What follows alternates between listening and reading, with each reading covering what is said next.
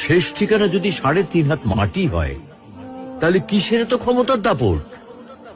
ভোর 5টায় মৃত্যু, সকাল 6টায় জানিয়ে দেওয়া হবে মাইকে, 8টায় শেষ গোসল করানো হবে, 9টায় তোমাকে নতুন কাপড়ে সাজানো হবে, জোহরের নামাজের পরে তোমার আলিশান বাড়ি থেকে বের করে নিয়ে যাওয়া হবে, 2টায় তোমার জানাজার নামাজ পড়ানো হবে, 2:30টায় তোমাকে কবরে নামিয়ে ফেলা হবে।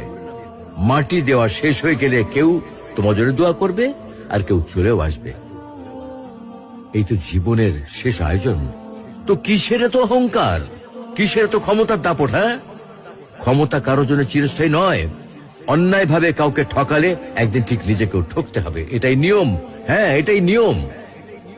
ভোরের সূর্যোদয়ের আলোতে যে পৃথিবী আলোকিত হয়, সন্ধ্যার সূর্যাস্তে তা আবার হারিয়ে যেত দেখি।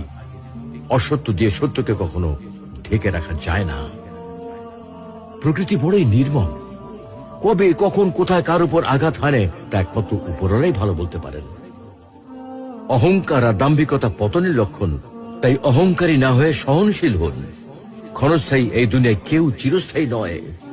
এজন্য ভুলে যেতে হবে সব রোগীর স্বপ্ন, ফিরে আসতে হবে রবের দিকে, কারণ শেষ ঠিকানা তো সেই 3.5 হাত মাটি।